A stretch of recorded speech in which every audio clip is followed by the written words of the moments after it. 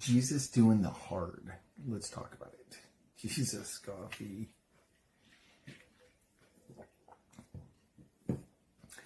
So all this week, Monday, Tuesday, we talked about pride. We talked about what pride looks like, how pride is the opposition of God because God resists the proud. And we talked about an example of that yesterday in Nebuchadnezzar. So today I want to give an example of what humility looks like, because we know what pride looked like and we know how God handled pride. Let's talk about humility and what that looks like, because humility is doing something in the hard, right? Obviously, we know the hardest thing that Jesus did. This isn't going to be that. We're not talking about him going to the cross yet. We're going to talk about that at the end of the month. But I want to talk about his time with his disciples before he went to be betrayed. So passage I'm going to talk about is out of John 13. It's verses 3 and 4 and then 13 through 15. So the context of this is Jesus is washing the disciples' feet.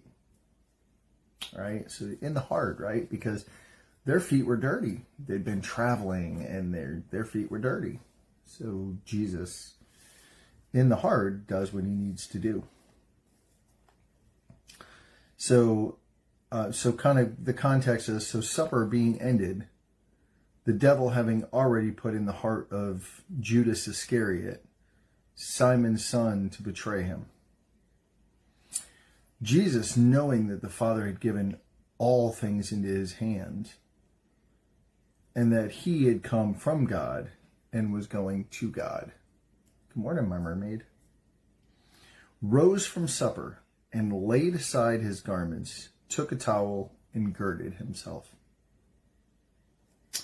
So he poured water into the basin and began to wash the disciples' feet, right? So he did what was hard because their feet were dirty. It wasn't easy to do. Nobody else was doing it. None of the disciples did it. Jesus set the example for what humility looks like. And this is what he goes on to say. So in verse 12, it actually says, so when he had washed their feet, taken his garment and sat down again, he said to them, do you know what I have done to you? Good morning, Janice. You call me teacher and Lord, and you say, well, for so I am. If I then, your Lord and teacher, have washed your feet, you also ought to wash one another's feet. For I have given you an example that you should do as I have done to you. And then what he says in verse 16 is beautiful because it really sets the tone for humility. Most assuredly, I say to you, a servant is not greater than his master. Nor is he who is sent greater than he who sent him. If you know these things, blessed are you if you do them. So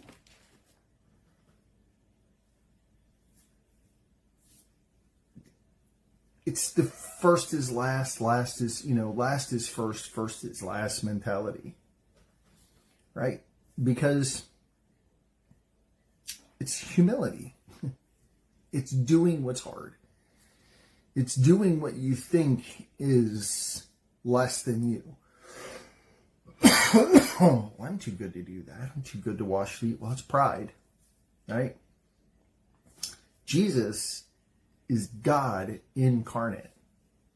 He's God in flesh.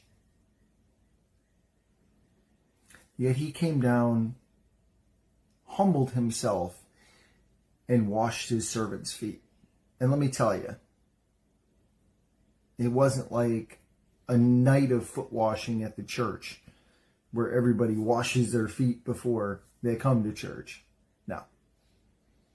They had just traveled distances and they were wearing sandals. I promise you, their feet were not nice. And yet Jesus washed their feet, humbled himself and washed their feet. Said, you call me Lord and you call me Master. Yet I'm going to humble myself and wash your feet, as you should wash one another's feet. You should serve one another. He's setting the tone for serving, right? He's setting the tone for we're supposed to serve one another and we're supposed to love on one another, regardless of rank and position. Doesn't matter. Serving and loving on one another is humility. It takes humility to, when you think you're higher than somebody, to put yourself into a position of lowliness to serve them.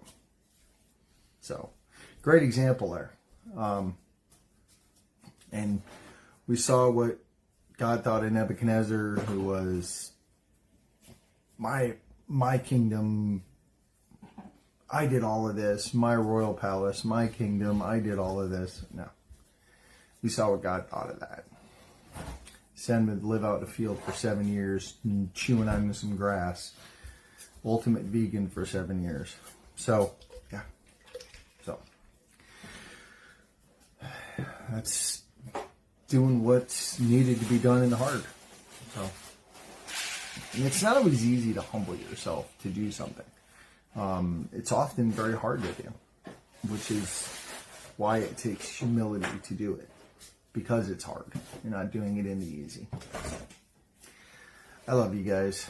He loves you like crazy. So, yeah. So, how are some ways that you can follow his example? You know, what are some ways that he humbly, he was humbly willing to do what nobody else would do? How can you do that at home? How can you do that in work? How can you do that at your church? So what are some things that you can do to follow Jesus' example? Kind of think about those and kind of walk through those. So, I love you guys. We'll be back tomorrow with whatever Dad wants to talk about.